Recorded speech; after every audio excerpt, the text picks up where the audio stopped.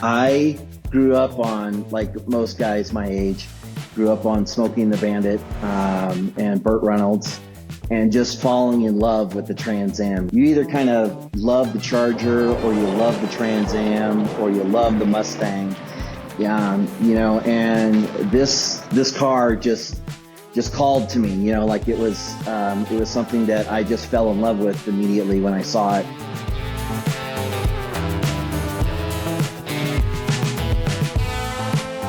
Hey, what's going on, everyone? Thanks for joining another episode of Cars in Conversation on Original Motorcar. I actually found who we're talking to today, Scott Sullivan, on Facebook. I just randomly saw a Facebook post where he had mentioned that he had a 79 Trans Am. And if you've watched the channel, if you know me, you know I have a real soft spot in my heart for basically all things Pontiac, but especially Trans Ams. I had a 79 Trans Am myself. It was actually in our wedding. My wife and I, when we got married, that car was kind of part of the wedding. That's the way we came into the reception.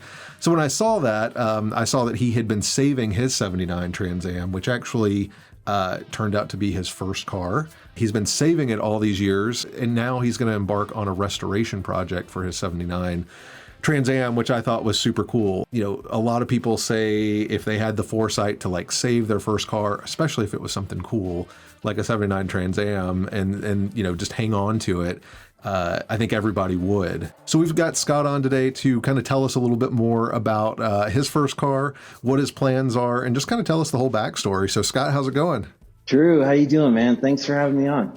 Yeah. Tell me just a little bit about you and, what you do for a living and how this whole story has kind of come about, when you, I guess, first got your car and kind of why you decided to hang on to it. Yeah, I'm a Gen Xer. So I grew up with old cars and, being around fast airplanes. I come from a military background. My father spent over 20 years in the Air Force.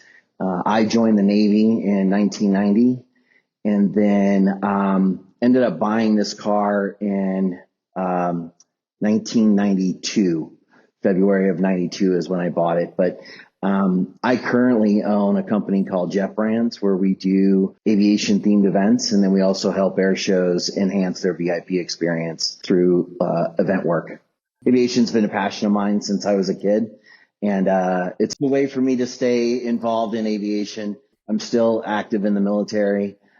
So as I transition out of the military, it's a way for me to still be involved in aviation. So that's so cool that you're in that kind of, I guess, field or that area. We had an opportunity to interview Bill Porter, who led the Pontiac design studio for the second gen. He was telling us that actually aviation was one of the main, some of the sleek aero and aircraft design is one of the major influences in that second gen body. And you can really see it when you look at the second gens. I mean, it's just got kind of a fighter plane kind of look to it.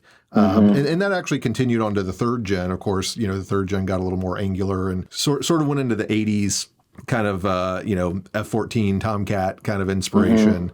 But yeah, even in the second gen, that always to me kind of looked more like, like an F-16 or maybe like an F-4 Phantom or something. It kind of had that long, low sort of animalistic look. But tell me about your car and how that came into your life and all that. Yeah, I grew up on, like most guys my age, grew up on Smokey and the Bandit and Burt Reynolds, and just falling in love with the Trans Am. You either kind of love the Charger, or you love the Trans Am, or you love the Mustang. And this car just called to me. Like it was something that I just fell in love with immediately when I saw it on the movie screen. Joining the Navy was something that I wanted to do all my life. Being around aviation was super important to me and a career that I wanted for myself. But to also, being a young kid and working around these multi-million-dollar aircraft, deploying on an aircraft carrier was an unbelievable experience. And I wanted a car that would give me that same adrenaline rush. And when you get back off of a deployment, everybody's got a lot of money saved up because they had no place to spend it. So they all go buy cars. So I was stationed at NAS Cecil Field in Jacksonville, Florida. And one of my buddies came back after car shopping for the weekend. And, there's that magazine back in the day that you could get at every gas station called Auto Trader, and it was for free. And I was constantly looking through the Auto Trader for a car. And my buddy came back from a dealership after buying a truck, and he goes, "Hey man, my salesman has this 79 Trans Am that he's looking to sell." And he pulls out one of my Auto Traders and he flips through it and he goes, "That's the car." I actually still have that ad today. That's cool. It's in a photo book. But so I called him up. His name was Jim Hall. He worked at a Nissan dealer in Jacksonville, Florida. I was like, "Hey, I'd really like to see the car, but I don't have any way to get there." I had no transportation to get there. Cecil Field was really kind of out a ways from town, and you either needed to take a scheduled shuttle ride, which had one drop-off location, or you had to get a friend to take you, which was challenging. So I called him up, scheduled a time for him to come out to the base. And I had to walk. I was working at the barracks at the time, and I had to walk from the barracks to the front gate, which was quite a ways away. It took me about 35 minutes to get there. And so I'm walking to the front gate, and I'll never forget it. I see this Trans Am turning and pulling into the parking lot, and I actually found myself running to the front gate because I was so excited. The car just was, it was just unbelievable when I saw it, like the profile on the street driving, and it's pulling into the parking lot. And I get to the car and it's nosed into this parking space, and I am just in absolute heaven looking at this car. And so he's showing me around, and I'm really trying to not show my excitement too much. So we get in the car and fires right up. It looked like it rolled right off the showroom floor. Everything was immaculate on it. The AC worked. It's got a 403 Oldsmobile in it. And we pull out onto the main road there, and I'm being really gentle with it because it's not my car. And he goes, "Go ahead, man, get into it." And I go, "Are you sure?" And he goes, "Yeah." Man, I romp on this thing, and the back end started squirreling a little bit, and we take off down 103rd, which is the street in front of Cecil Field. And I am just like, I don't care what this car costs. I don't care. I gotta have it.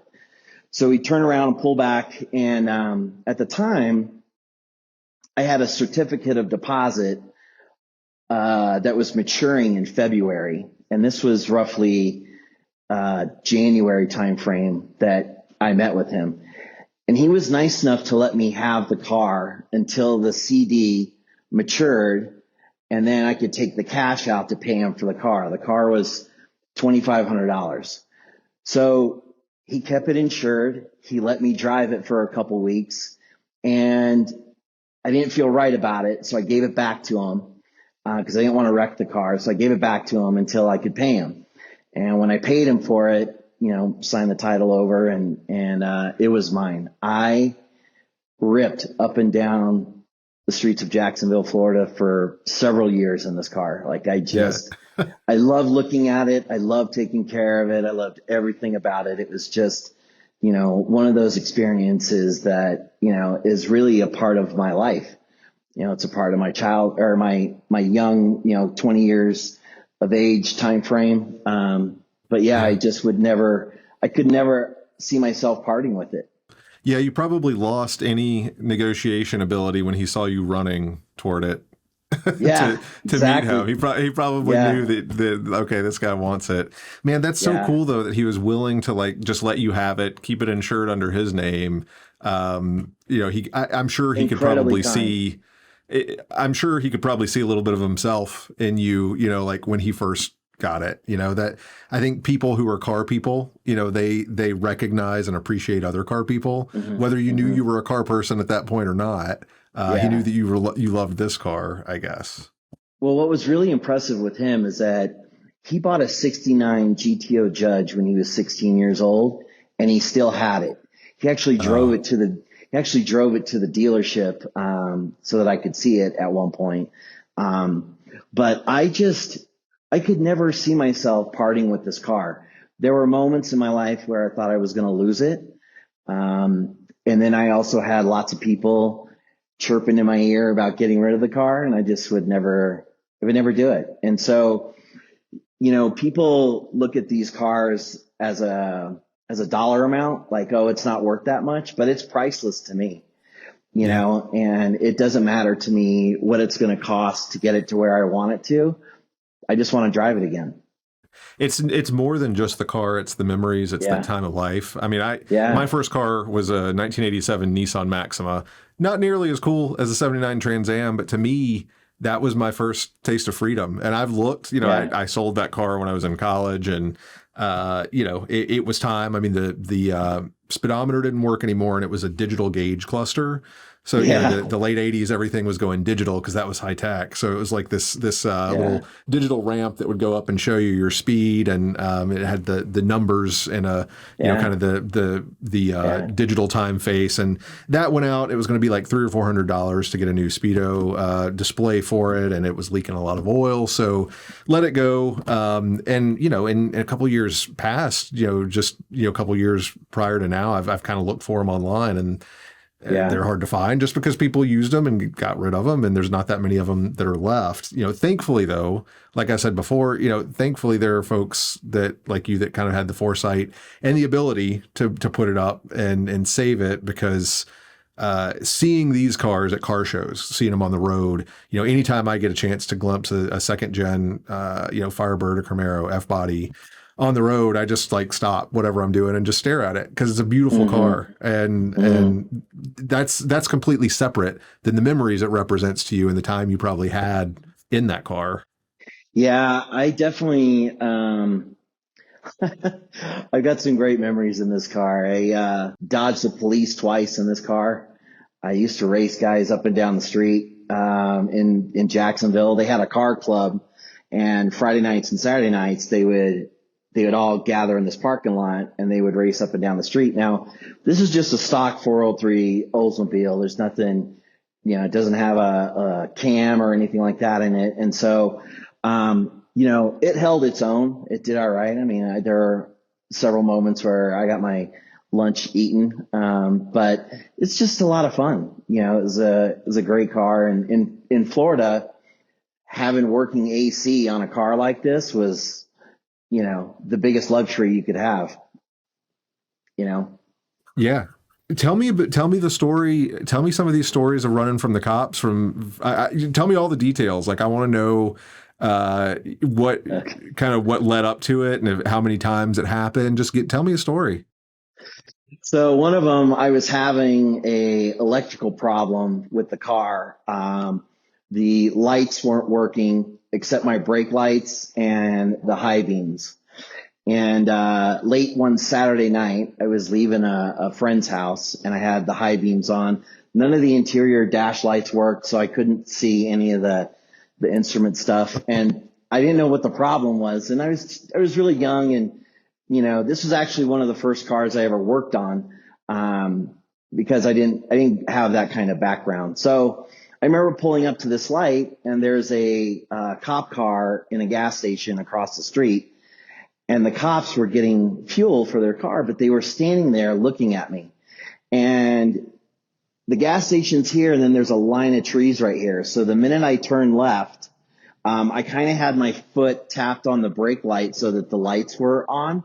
But as soon as I was looking in my rearview mirror, as soon as I got past that tree line, I nailed it. And I was like out of there. And then I saw them come out in my rear view, and they had their lights on, and I dropped into an apartment complex and zigzagged around through the complex. It was rather a large complex, found a spot to drop the car and shut it off, locked it up, and walked to the other end of the complex. And I saw them drive by with their lights on, and I was like, my heart was racing. I'm like, okay, I dodged the bullet here. So I waited about 15 minutes, walked back over to the car, got back in it, and hightailed it back to the base.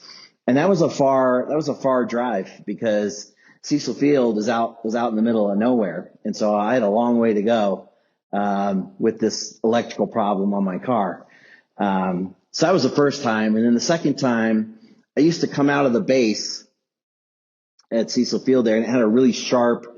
It had kind of a drop down right hand turn, and when you left the base, you could really just kind of almost do whatever you wanted. And so I would hit that turn, and right when my nose started to break the turn, I would romp on the gas, and the car would just take up both lanes of the road. The tail end would whip around to the left side, and I would fishtail down the road, and then it would catch, and I would just sail. Well, I did that at night one time, and there was a police officer, a highway patrol guy, and he's behind me a couple of miles, but I could see him coming, and I lost sight of him, or he lost sight of me in a corner, and I dropped into a car lot, because down on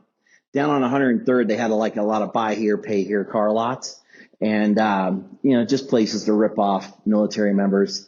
And I pulled in there and backed into a space like it was for a car that was for sale, and I leaned back in the car, and I kind of had my head peeked up over the dash, and I saw him go sailing by, and I was like, okay, so I actually left that car lot and went back to the base, canceled my plans for that night, because I wasn't gonna, I didn't want to take the risk of being seen, Yeah. So, yeah. So that was like, I guess, early 90s. So yeah, there probably 90s, weren't that many third or second gen Trans Ams out on the road by that point. So you probably would have stuck out. Yeah. And I used to get pulled over. There was a police officer in Duval County. I always knew him as just Officer John. But he pulled me over a couple of times for racing. He never gave me a ticket, but he and I kind of had like a little camaraderie going on.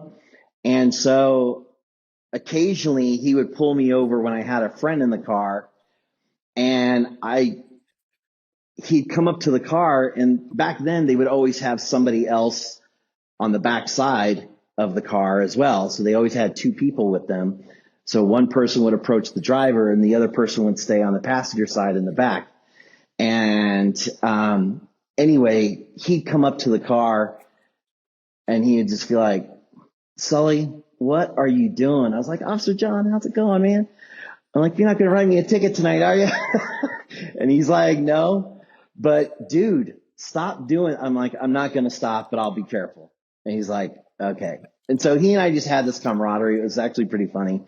But I was really kind of the only white 79 in the area, because there was lots of like gold ones. There were some black ones with the Krager wheels and the giant blower out of the hood, but mine really stood out because it was really, really clean. I mean, when I say it looked like it rolled off the showroom floor, it really did. Like the car was absolutely immaculate and ran like a champ. The guy who owned it before you, was he the original owner? No, he was the second. I'm the third. This car is number 141,000 off the line. Okay. Yeah. It's 141. Do you know if did the previous two owners, did they keep it garage kept, or was it, you said it was in great shape? Do you know kind of what helped keep it in great shape? He bought it from the original owner, and then I don't know where he kept it. But I knew that he didn't have it very long. He drove it for a little bit, and then just decided to sell it. So I think he just had it at his house. But I'm the third owner of the car. Being a Florida car, I mean, Florida cars in general hold up much better than they do, where like I am, Ohio, which is kind of on the southern edge of the Rust Belt there. So any areas that get massive salt on the roads in the wintertime tend to not hold up as well as like a Florida car or a California car. So you're lucky in that respect. So where do you live now? I live in Colorado. When I found out I was going to be a dad in 1995, I couldn't drive a baby around in this car. So I ended up parking it, and it had started declining. And my income at the time couldn't keep up with the maintenance. So the car started to decline, and then I ended up having to park it because I couldn't take my daughter around in the car. And it sat. And is that just because it was kind of just safety wise, you didn't feel confident with the car? Yeah. And it was hot. The AC had broken at this point. It's Florida. It's super hot. But yeah, I just couldn't, I didn't feel comfortable keeping her in that car. So I parked it, and then I ended up getting something a lot more reliable and safer for her to be in. But then it just gradually stayed parked. It sat outside at a friend's lot in his backyard for a little while, and then I moved it to a storage unit parking space because I couldn't afford an enclosed unit at the time. So it sat outside in the rain at a storage unit for almost a year. And then I was able to move it inside and keep it protected that way. And then it sat inside a storage unit for 25 years before this past June, I was able to go down to Jacksonville and kind of rescue it from the storage unit and bring it home here. Got it. So it sat at the storage unit in Florida for the whole time you, even after you had moved on from Florida. Yeah, I just kept it there because it was expensive, to bring it out, and I just had other priorities. And so as long as I could keep it, I was fine. As long as I could have it in my possession, I think it didn't matter to me what a storage fee was or anything like that. But finally being able to bring it out of storage and bring it home was something that I wanted to do for a long time, and finally was able to do it. And when after I got it out of the storage unit onto a flatbed, I had the flatbed guy actually drop it onto the trailer, onto the car hauler, and got it kind of secured down on the trailer, and then drove it from Jacksonville through Tallahassee and then Pensacola up through Mississippi and then across Kansas. And I had so many people holding back and taking pictures of the car on the highway. I'd pull into a gas station and, in backwoods of Mississippi, and have these country guys come up to me and be like, "Hey man, what you gonna do with that car?" I'm like, I'm gonna restore it, man. Like, "Hey man, what barn did you find that car in?" I go, "It wasn't a barn, man. It was a storage unit." And they're like, "That's your first car?" And I go, "Yes, sir."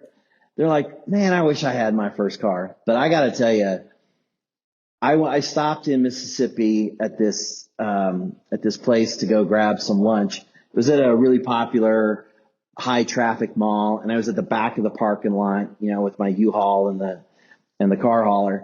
And I come outside, and there are three guys standing at my car looking at it, and they're like, "Is this you?" I'm like, "Yes, sir." And they're like, "Man, this thing is awesome. You just might as well go ahead and drop it right here. I'll be back to get it later." And I was just like, "You don't have enough zeros to buy this car off me, man." You don't have enough. So it was those really extra cool zeros are all your memories and the fact that it's your car. Yeah. I was like, there's no way I would do that. But it was flattering to see that everybody was just loving it. And I'd look in my side mirror and I'd see people take photos of it on the highway, and it was pretty cool. So finish out that story. So you drive it back. I think you said you got as far as Kansas. You're driving back all the way to Colorado, I guess. And then tell me from Kansas on to now. Like when did you get it out of storage? When did you get it back to Colorado? How much time has elapsed, and what are your plans? Yeah, so I got it out in like mid-June of last year. Went down and cleaned out my storage unit, took a bunch of stuff to the dump, and then I got it out of there. And just driving back, just trying to think of what I want to do with it. I know that I want it to look exactly like a 79 Trans Am, but I want to like a lot of up to date stuff. I mean, this isn't a rare special car. And then I blew the original motor many, many years ago. It cracked a block, so it threw the rod and cracked the block. So that's actually a rebuilt motor in it. And that engine, before I parked it, only had like 3,800 miles on it. So this engine's still pretty much brand new. But I want to update the suspension.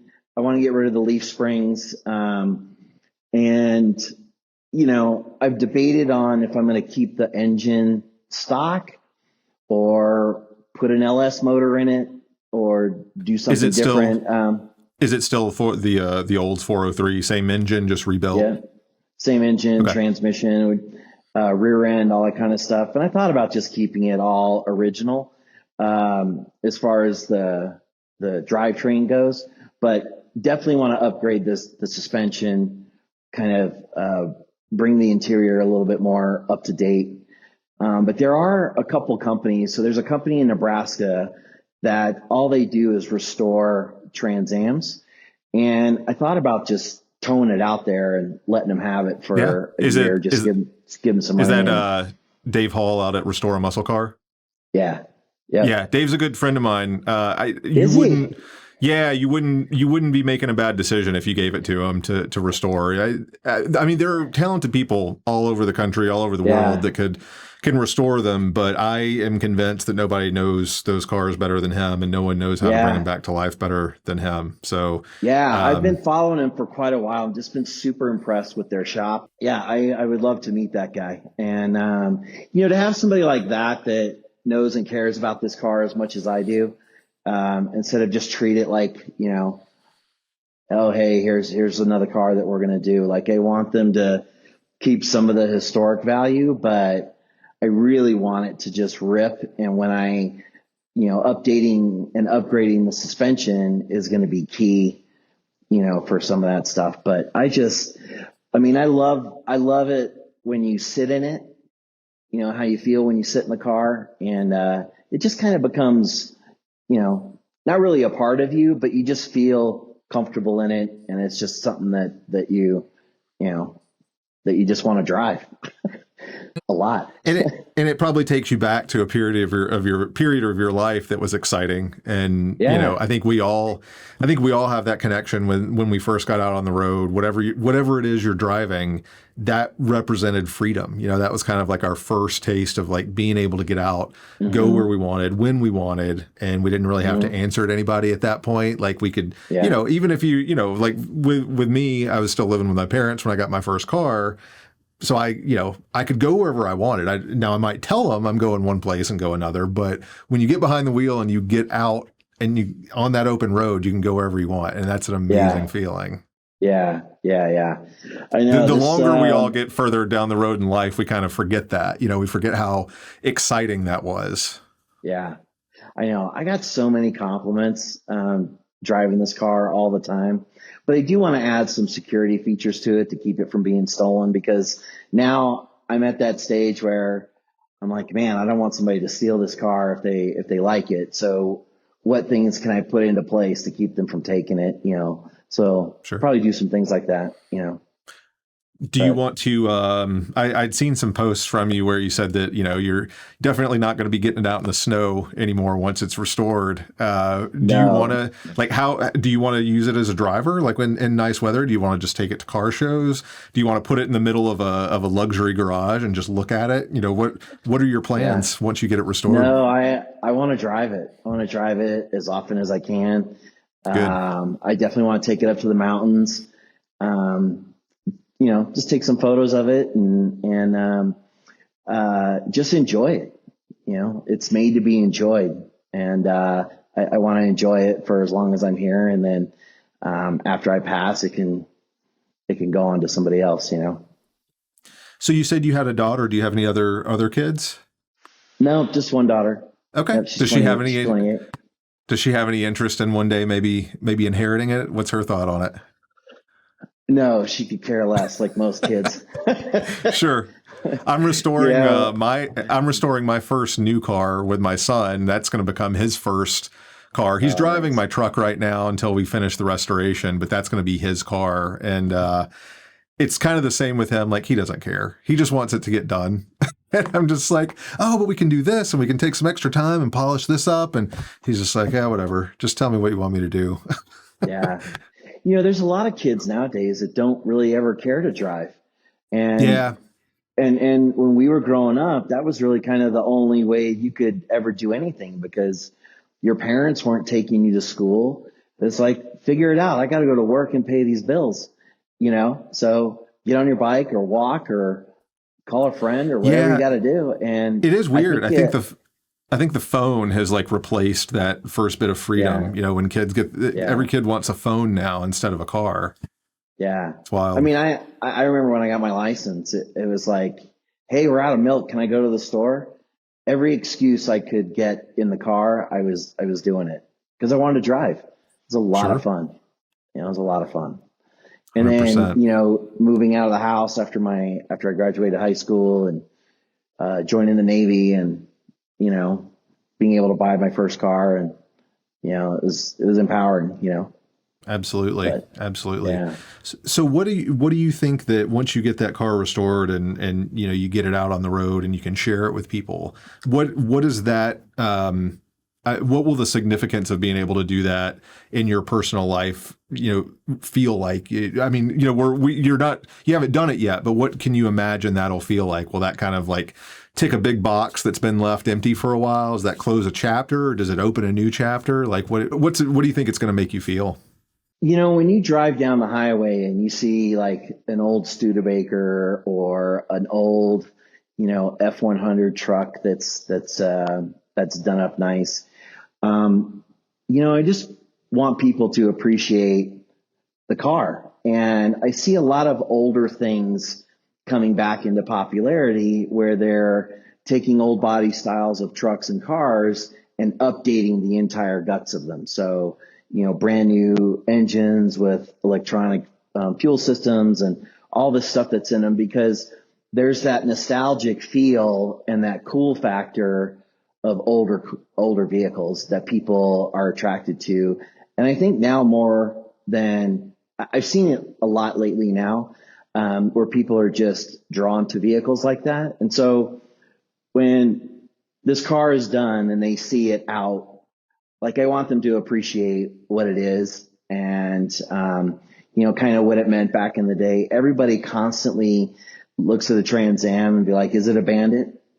Is it the Smokey and the Bandit? Is it, they always relate it to that. And, I think that the more of these cars that are out on the road and just sitting in a parking lot because the guy went in to go get some food or at a car show that, it keeps these things, alive and it keeps them out in front of the public when you have electric vehicles that are doing all these things, but it really is a very raw form of driving a vehicle. It's one of those situations where you really kind of have to manage every aspect of driving versus having it drive itself or, lane assist or any of those other things that Right. are in some of these No newer traction vehicles. control or anything like Yeah. that. It's just you, man and Yeah. machine together. Yeah. And, I think it's important. A lot of people here in Colorado don't know how to drive in the snow and which is shocking to me, but, I could drive a rear wheel drive car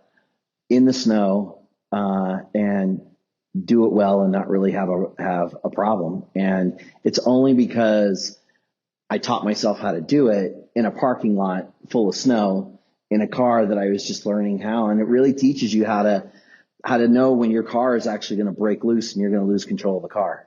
At what point, how much gas and how much brake and how much turn Sure. radius on the wheel before that car actually just comes completely loose. And too many people freak out. They don't know how to take control of the situation.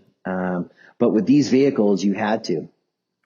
Yeah. Yeah, they It's were kind they of, were yeah they were really fast, but how do you stop it? How do you corner it? How do you do those things? And Yeah, it's you funny know. talking about learning how to drive a rear wheel drive car in the snow. I mean, just learning how to drive a manual transmission in general is like completely lost on people these days because you don't Yeah, see any manual transmissions, at least not here in the right. States. And I think worldwide there's only a few models left that even offer manual transmission. That's one thing I'm super excited about the project I'm doing with my son. It's a '98 Honda CRV. I bought Mm, that when I was in college. I'd saved up some money from a summer job. I was working two jobs one summer. I worked on a land maintenance crew out at an Air Force base, and that was my day job. And then at night, very big sign of the times, I worked at Blockbuster Video and saved up money all summer. And then my parents kicked in the rest, and I needed some reliable transportation to get back and forth to college. hmm So hmm made the decision to get that car. Got it brand new, '98 Honda CRV, and it's phenomenal. It still drives like a top. It's had the valves adjusted once. Outside of that, it's just been routine maintenance, oil changes, oil filter changes. That's pretty much it. But it's a manual, and my son mm. said, "I want this car." It's the car he came home from the hospital in, and Wow, wow, nice. yeah, and he's learning to drive stick in it. So Yeah, even though he's not really into the restoration process, yeah, he seems to enjoy the drive, and I think he enjoys the challenge of learning to drive stick. So at least I can pass yeah, that skill on one more generation beyond me. yeah. You know, I always found it super cool to sit on a hill and to have that clutch and gas balance to where you're not rolling back. And as soon as the light turned green, you could easily just go and not Yeah, hit the car behind you. And that's really a really cool thing about manual transmissions.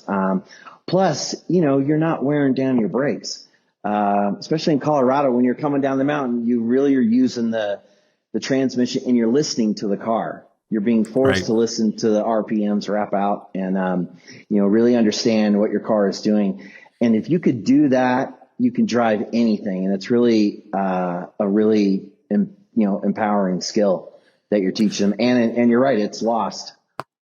Yeah, every bit you get where you can um, get a little bit more synced with your vehicle. So, talking Yeah. about like a car that doesn't have, any kind of like traction control or, climate Mm-hmm. modes or anything like that to help get through the snow. You're Mm-hmm. learning how to listen and how to feel and, right where that edge is where you can kind of push it to, but not get over it. Same with manual, Mm-hmm. you're really tapped into the car. You're listening to the RPMs of the engine. You've just got a feel with everything and Mm-hmm. eventually you don't even realize it. It just sort of becomes second nature. You just get in the car, you go, you can listen to the radio, you can talk on the phone, but you're Yeah. still like feeling the car.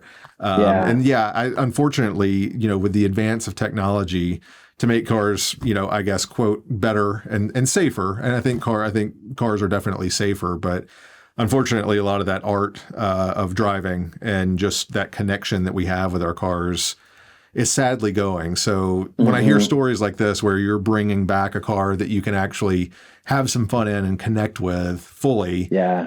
it's just exciting. It excites me. Yeah. I just, you talk about,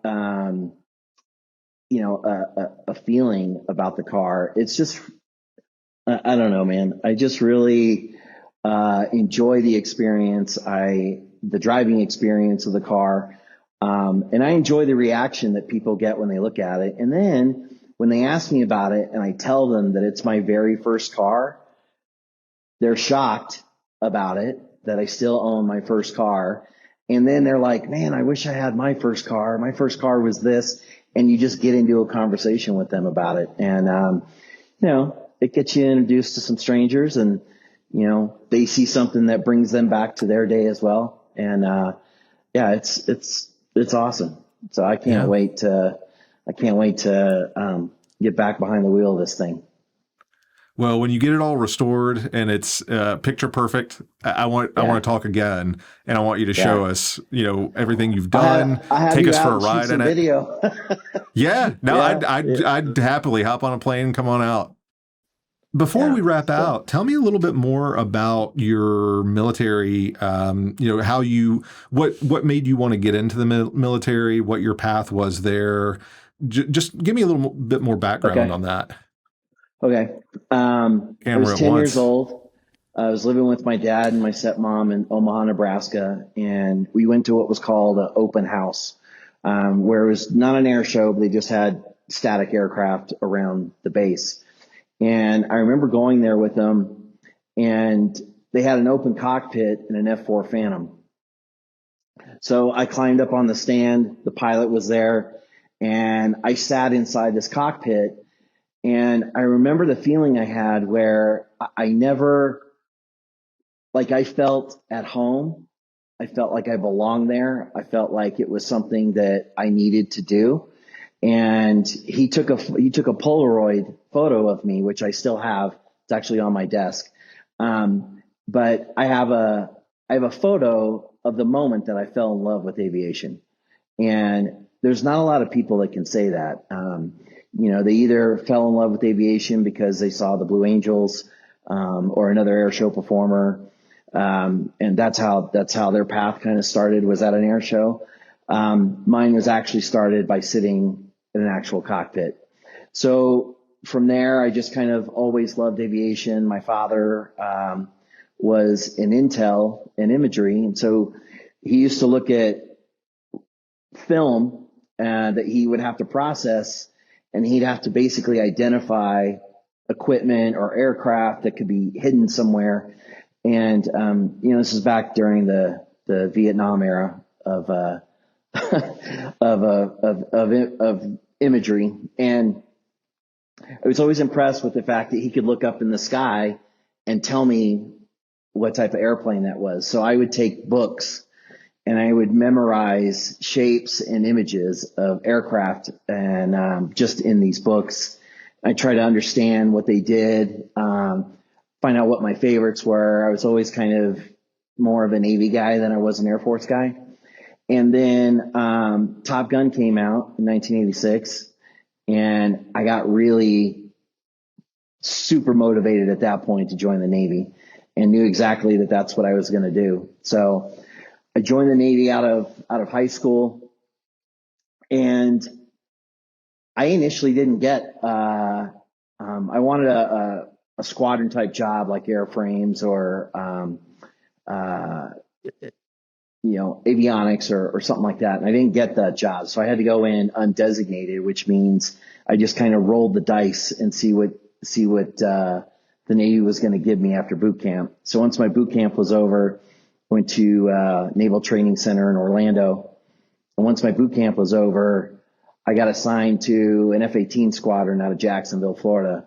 And I was like super excited. I couldn't believe that I was going to be able to get to do this. And the best memory I have of that moment was when I checked into the base. I flew into Jacksonville after being home for a little bit, and a guy that was on duty at the base came out to the airport, picked me up, took me back to the base, and I got checked into my squadron, or I got checked into the barracks where I was staying. I was in a transitional barracks. And that morning I had to get up and I had to report by 6 a.m. So I get up and I walk over to the hangar. I walk through the security gate, and there's two giant hangars that I'm walking in between. And I get to the edge of the hangar and I look to my left and I see nothing but F-18s. And I look to my right and I see nothing but F-18s. That morning, the fog was really low. There was lots of dew on the cockpits. The airplanes were all just put to bed, and I literally had goosebumps at that moment. And I was like, man, I made it. Like I've made it here. Like this is what I wanted to do my whole life. And then in 1991, August of 91, I'm on the USS Forrestal, and I made some friends with the F-14 guys. So we happened to be in port, and I went up on the flight deck that one morning, and I went up to one of my buddies. He's a plane captain in VF-11 Red Rippers. And I was like, hey, man, here's my camera. I'm going to climb up in your jet and take a photo of me. He's like, okay. So I climbed up in this Tomcat, got in the cockpit, and he took this photo of me, and I have it to this day. So basically, what is that, 5 years after the release of Top Gun, I'm sitting in an F-14 on an active carrier. Like, I was just, loving life, man. It was like the absolute best. And being on an aircraft carrier, when you're young and in your 20s is an absolute adrenaline rush. You really have to pay attention because you will get yourself killed very quickly, if you're not paying attention. But, working on Hornets and, just being in that environment, just gave me such an adrenaline rush, but also really a sense of being a patriot, serving my country. I come from a long line of military people dating all the way back to the Civil War. And it just felt like something I needed to do, but being able to do something I love and also, serving that purpose was really important to me.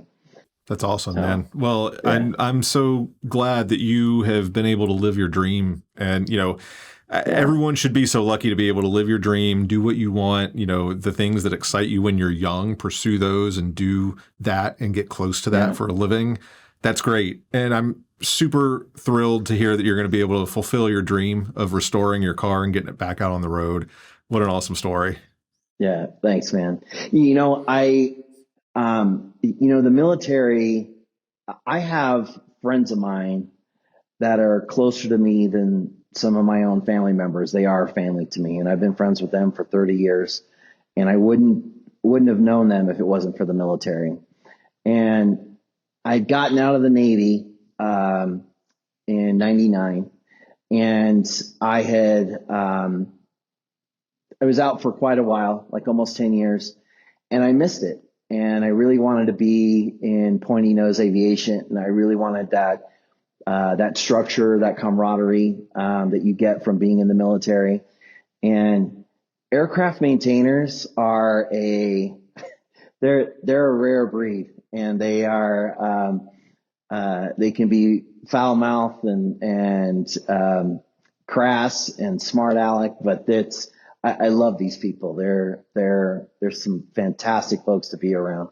So I had an opportunity to join the Colorado Air National Guard as an F-16 crew chief. And so transitioning from the Navy to the Air Force was definitely different, but there's a lot of, at the time, there's a lot of prior Navy guys and Marine guys who are all F-18 people in the shop. So it was nice to kind of be around those guys. But learning what the Air Force brings and how they do things was really a great skill set for me to learn outside of what I learned from the Navy, because they do things very, very differently.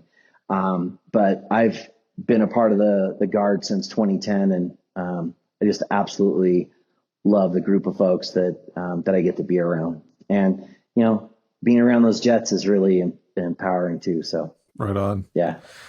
Well, Scott, thank you for your service, and thank you for sharing your story. And I'm really eager just to kind of follow the progress. I'm sure you'll post online. You guys can check out Scott's progress and his journey on his Facebook page. Is there anywhere else you personally are on social? I know jetbrands.com is your company's website. Definitely, anyone that's checking this out, go check out jetbrands.com. Where else are you online? Yeah, thanks. So my Instagram is SullyPilot137, and it's to pay homage to VFA 137, which is my first squadron, to just absolutely love. And so Instagram is SullyPilot137, and then for Jet Brands, it's at Team Jet Brands on Instagram and Facebook. TikTok is just Jet Brands for TikTok. Okay. And then you've got something I saw on your channel too, Jet Brands TV. What's that? That's an upcoming YouTube channel. Back in 2011, I worked for an aviation publication, and we had spent some time with Bob Hoover. And if you're not familiar with Bob Hoover, he is one of the greatest aviators that ever lived. And he the guy was an absolute legend. One of his stories is he escaped from a German POW camp, stole an ME-109, and flew home. And it's an amazing story for another day. But stories like that are just lost. Like, you specifically have to be looking for Bob Hoover stuff. You specifically have to be looking for a certain period of time to hear about what legends like that in aviation have done. And I want Jet Brands TV to be basically a community where you could hear about a guy like Bob Hoover, or you could hear about an individual that done something great. And I actually have a friend of mine, her father is going to be the first one on our YouTube channel. He was in VF11. He was a Red Ripper, so he was a F4 Phantom Rio, so he was a backseater. And he was involved in the Gulf of Tonkin fire on board the USS Forrestal in July of 1967. He did some pretty heroic things that day, and the only thing that he got was a pat on the back and a letter from the Navy. And I was like, that can't happen. He did some really amazing things. And, that fire changed the way the Navy did shipboard firefighting altogether. There's some pretty horrific flight deck video to watch of kind of what happened. But, this guy's name is Don Swinson, and he did some pretty amazing things. So I want guys like that to be able to have a legacy to leave on the YouTube channel, to where anybody could find them just by going to Jet Brands TV, because you don't know what he did. Now, people don't know about that guy, except if you're in the community, then you're in it. But so I want to highlight people like that. I want it to be a piece of their legacy, when they depart this world, and I want people to know how important that they are. So that's great. That's the reason for the channel.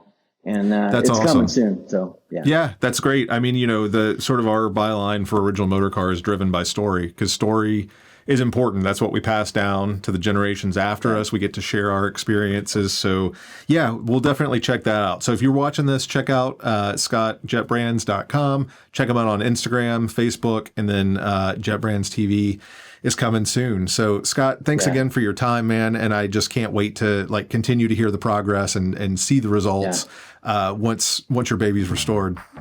Thanks a lot, Drew. I really appreciate the opportunity, man. This has been great. So thank you. All right. Capturing these stories and putting them up online is a really, really amazing thing that I get to do. I just am super privileged to be able to meet people like Scott and hear these stories firsthand and bring those out to you guys. So to Scott, thanks for coming on talking. If you're watching this, thanks so much for watching. If you liked it, share it, give us a like. It really does help get the story out to more people. So check out more. We have tons more stories that we're actually working on for Original Motorcar. We have a feature documentary actually on the plant where Scott's car was built in Norwood, Ohio. So that's going to be coming out very, very soon. So make sure to check back. We've got more coming soon. Thanks for watching.